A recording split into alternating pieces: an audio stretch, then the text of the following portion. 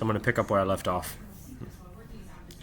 I passed through the central area of the corridor leading to the northern terminus, wherein the descent into the venue begins. At the edge of the courtyard, the space opens up to a vast lawn stretching east to west, a steep incline towards the stage. 40 degrees, 36 degrees. Beyond the stage is the gorge, a vast canyon carved by the River Columbia. Having only been here twice now, I cannot attest to the majesty of seeing the trees fully grown. All one sees now is bramble.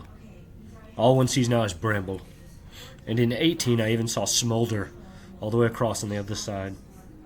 I have no doubt it is even a grander experience to see the forest, fledgling or mature, from through the stage and behind the band. I walk down the stairs on stage left, spike side, all the way to the concrete pavilion, and acquire the same spot from last night. Like yesterday, there are not many people here, though there are more than yesterday, and I am sure there will be even more tomorrow. Being in the sun makes me grateful for the river. Sincere reprieve. Up here, in the front, these are the major leagues. Therefore, more is expected of you physically. Some people eat, most people sit, and hide their bodies from the sun. I take my shirt off and drape it over my head. My friends from yesterday, Asa, John, and Andrew, have all returned. No Melissa, no cold towel girl. Other people, new people, including a guy maybe 10 years my senior from Canada. Vancouver. Tall, husky, long, flowing, curly, dirty blonde hair. Thick, curly locks. We all sit together as I see him smoking weed out of a pen, similar to the one confiscated from me yesterday. I'm going to pause there for 1 second. You go outside, Sharon?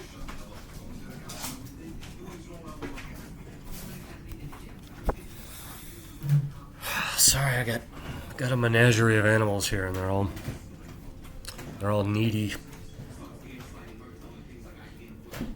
Could I possibly hit it one time? He exhales and nods in negation. My wife has cancer. That's why she isn't here with me. She insisted that I come, but I'm trying to be careful about germs. I nod. That's fair. No worries, I had mine confiscated yesterday coming in. Yeah. I gained wisdom. I was naive, but yeah, I was pissed. That's all the weed I had, and now I'm fucked. Asa passes me a pen, and I accept wide-eyed. Hell yeah, thank you, brother. I got you, dude. I exhale and hack 3 good times as I pass it back. I ask the Canadian, what's Vancouver like? Does it get cold? It's a big retirement town. Old golfers, everyone smokes weed. The weather is temperate overall. Arid, western, tumbleweeds. But rarely outside of 65 to 85 degrees. Oh, what? For real? He nods. That makes no sense to me. It seems it should get way colder. There's something there I'm not clever enough to put together regarding meteorology. But that's cool. Did you grow up there? He nods. I drove through Canada in '08, up the Rockies on that side to Alaska. It was beautiful, I'm sure you're lucky. Yeah, we love it, it's home. But it does seem that the secret's out regarding more people coming. John looks to me. Hey man, we're gonna cook some food and hang out after the show. You wanna come? Hell yeah, let's do it. The sun descends and hangs halfway over the far ridge as the band comes out at 7:30. Chaos once again, endless hoots and hollers. They jump right into Panini, and the crowd goes ape. A heavy, badass song they always jam out. There is this real feeling of palpable appreciation, both from us and from the band as well. It is the truest synergy in show business, perhaps, to be this good, this fresh, that it is not a nostalgia act rooted in capitalism. It is an organic spiritual body spanning these 4 decades. It is so massive I could cry. At times I do. I could say something about speed, but it is not a true criticism. Slower is in no way less magnificent in any way. Nor is it a reflection of diminishing virtuosity. Rather, it is a testament to comfort and patience. Now they're relaxed and have gotten out of their own way. The jam gets underway after the refrain of Panini had a block of lead, like this. Panini had a block of lead. G minor bend to G sharp minor to E minor. Panini had a block of lead. G minor bend, G sharp minor to E minor. Panini had a block of lead. G minor bend to G sharp minor to E minor. Some 16 times they repeat it. Though the end is always arbitrary, begotten by the mystic fervor of the trance and the expectation to come. A guy stands to my left, glasses, shaggier hair, not long, and his lady. I entreat. You heard the new samples? He smiles wide-eyed as he bobs with the jam. I saw some at the beginning of the tour, and he went overboard for sure. He was using them during Indentured Servant. His woman jumps in. Yeah, it was too much. But yeah, they're great. Andrew to my left, just behind me, taps my shoulder. Do you have any dose? I nod. Do you want some? Maybe just a little, like a half. I took some, but maybe it isn't enough. I got you. I dash to the concrete and procure a fat half hit, surrounded by co-conspirators all standing. I dash back up in 2 minutes and hand it to him. He nods and accepts. Hell yeah, thanks, ma'am. No problem. Good jam, no? Yeah, it's always nice. Maybe perfect to open a show with Panini. And this is a superior one for sure. He looks bewildered towards me. What makes it superior? It's dynamic. You can hear them changing keys a lot. Shifting modes. Deer in headlights. There's 7 modes to the scale, so for every key, there's 7 modes within that key. And when the magic is high, they transition seamlessly not only between keys, but between modes as well. Whoa. Yeah, it's a lot. I play guitar, and that level of mastery is exceeding rare. I look to Asa. You say you got a roll? A nod. I bought 2, but I'm going to take 1 midway through the set. A nod. Nice. Every show is its own organism. A great breathing apparatus. It descends like a vortex upon the earth. These instances of rare genius breed moments of perpetual rebirth. Entropy. Voided. Pure life. It is a dream, a liminal space. I guess I'm talking about music now. Performance, perhaps. But experience, communal joy. It is the pinnacle of existence, must be. Together. The encore concludes and we are all lost in the rhapsody. The 4 of us, myself, Asa, John, and Andrew, begin the walk back. John speaks first after a time. I believe he is inebriated as well, though I am not sure on what. I'm in no hurry to dash out of here. You guys want to take a seat on the grass? Let's do it. We luxuriate on the lawn, as hundreds of degenerates carouse from before to after us. I think Joaquin Phoenix is her. He talks fast and slurry. Yeah, you think? I bet famous people are at Clam all the time. Yeah, some. You took that ecstasy. He nods with sweaty brow and glassy, heavy-lidded eyes, and I have a good chuckle. I light a cig. What you smoking? Newports, you want one? He looks up and shakes his head. Nah, I quit 3 years ago. Nice. I don't smoke a lot necessarily, but yeah, every day a couple. Still a monkey. Asa? I buy Marlboro Smooths. I chuckle. Peppermint cigarettes? He smiles. Yeah, fucking Miss Sig. Hundreds of people still moseying all around. And they gotta walk this whole place every night, you think. Yeah, John says, this is a big place. The numbers of people diminish with the time. What do you think, John says, want a boogie?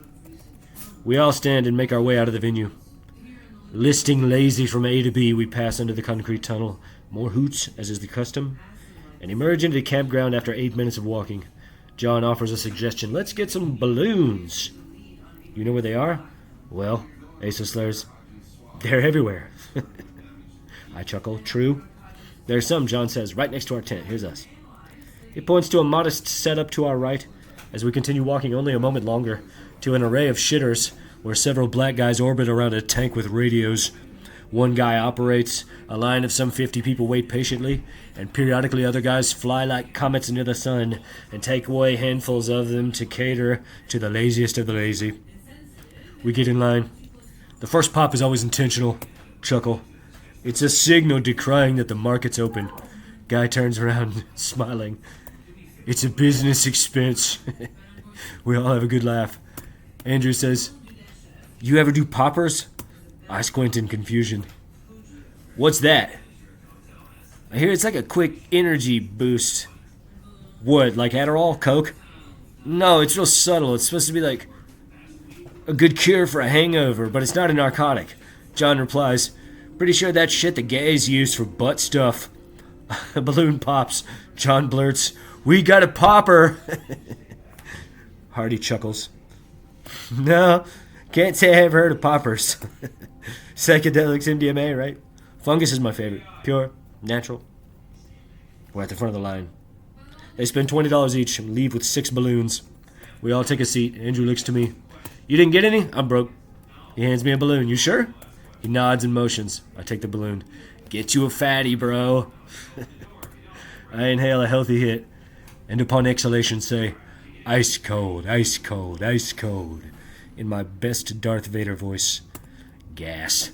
Nitrous oxide. I did not understand it for a time, but now I do. You do it when you're really fucked up on psychedelic drugs, and then it's like DMT as far as your vision. It doesn't destroy the brain cells, though. I'm sure it can and has killed people before. But small doses, it is a chemical bath, so to speak. So you hyperventilate into the balloon, or you just rip it, and when you exhale, your voice is super deep. The effect lasts as long as oxygen passes through your brain. It is a strong euphoria, a bliss referred to as hippie crack. I've never gotten it, though I'll buy them. I'll spend $40, $60 if I have it. But you'll see these cats spend hundreds of dollars. I got initiated into the personal tank at New Year's in New York 1920. Andrew says, I'm changing clothes. He dashes away and returns almost instantly in sweatpants and a hoodie. Asa says to John, let's go get some more balloons. John nods and they make their escape. Andrew looks at me. Let's get in the car. We get into the vehicle and he dumps the last of his powder onto a CD case. I'm just going to do this now. It's not enough to keep for tomorrow. I inspect and nod in agreement. He chalks out 2 decent lines, rolls up a bill, consumes, passes the bill. I consume, pass back the bill as John taps on the window. I roll it down. You guys doing blow? Can I have a line? Sorry, Andrew said. That was the last of it. He answers immediately, wide-eyed. That's okay. We got some more balloons. You guys want one? I won't say no. Thanks. We get out of the car and take our seats outside once more. Asa hands me a balloon and begins cooking. Andrew puts on Seen It Again, a badass clam song. I want to hear this one. Never got it before? Not yet. Yeah, it's badass. I got it a few times. They'll play it. I can play it on guitar. You play guitar? Yeah, I'm realizing I'm a good singer too. Cool. I play a little. I know I should be in a band. That's what I should have been doing my entire adult life. How many times have you seen the band, Andrew? You're pretty young. Almost 20 in 4 years. I'm 22 now. I started going when I was 18. What about you? I've never been too keen on keeping track.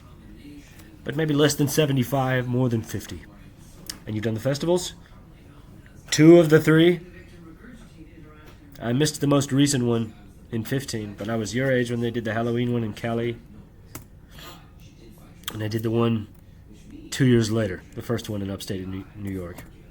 Yeah, I was going to do Curveball. Me too. In the fucking airport in Chicago when they canceled it. I got in. Legendary ditch party for sure. They hovered helicopters over the campground Friday morning and blasted through loudspeakers. You must vacate. You are unlawfully occupying this area. You must vacate. You are unlawfully occupying this area. I have, I say, nodding. Actually heard that story before. They'll do another one. But I see why they haven't rushed into setting up another one. Yeah, John says. It's a lot of effort, I'm sure. They just have been bummed most of all. I can imagine it rocked them. I've always wondered if they had actually known for a while. They must have in some capacity, but I guess there was no reason to say anything until they knew definitively. What about these shows, though? The Great North yesterday? Camel Spit and Ruth tonight? Yeah, Asa says, that was awesome. I haven't gotten that song in 12 years. I noticed, John said, that the crowd was really quiet, actually, during the middle section. That's a good point. I hadn't thought of that, really. John replies, you can always tell how keyed in the audience is by how quiet they are. That there wasn't a lot of chatter. Yeah, that's a beautiful song. One of the finest songs ever written. Andrew, yeah, first time for me. Might be the last. They haven't played it at all since the dozen shows plus a show. And hopefully not, but that's a rare one. What do you hope they play? Mango Salsa would be nice. Yeah, I never got that one either. The encore tonight with Almost Running was badass. And Brushed Aside Incline, what a treat. That was a first for me. Yeah, Asa said behind his little girl. Me too. John nods and replies, I've gotten it once, but it's a rare one. The time is out of joint. The witching hour approaches. It's late, I'm gonna jet. Asa looks up. Dude, you're super cool. Here, take your food with you. He builds me a plate with a cheeseburger and a ear of corn. He hands it to me and gives me a hug as the other two do. Let's do it again sometime soon. Kind gazes and salutations abound from myself and the three as I depart. I shovel the food in my mouth in minutes, and the perpetual hiss of commerce abounds anywhere one throws a rock. I arrive at my campsite 15 minutes after I begin walking. It is late, but the night is alive with drug-addled wooks. Roger and Sandy carouse with some friends of theirs by our sites. 3 people. 2 guys and 1 girl. I cannot see them very well. And the band up the way is playing all night once more.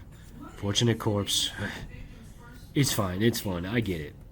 I take my acoustic guitar and begin noodling, taking a seat on the grass around the circle. Roger and Sandy's friends all have balloons. Roger acknowledges the guitar first. Is that yours? Mm-hmm. I utter while nodding, rapid and wide-eyed. It's mine. You been playing long? Long time. I shred furiously, leaving little to the imagination as regards my prowess. I've come to recognize I'm a very good singer as well. And sure, every time I come to clam, I always tell myself, I'm not going to scream myself hoarse this time, so that I can sing songs between the shows. But without fail, as soon as they come, I always feel the crowd is not loud enough, and so I bring them all up. By the end of the second show, I'm fucked, just like now. Sandy replies as she offers me the bag one more time, which I accept and have my nose cereal. It happens. I inhale 1 spool of cereal in each nostril and hand it back wide-eyed. Thank you, ma'am. The guy across the circle is inhaling a balloon. And as he removes his mouth from the opening, the balloon escapes his grasp. He darts his hand all over the air as it deflates wildly around him, moaning his lamentation as we all laugh. Buster Keaton vibes. I admire your tenacity. He bows his head slightly with the grace of a polished stage actor replete with hand flourish. He speaks. It's late. Let's go. They all stand. I had a nice time getting to know you. All the best. Have a good night and rest of your weekend. The girl replies, You too.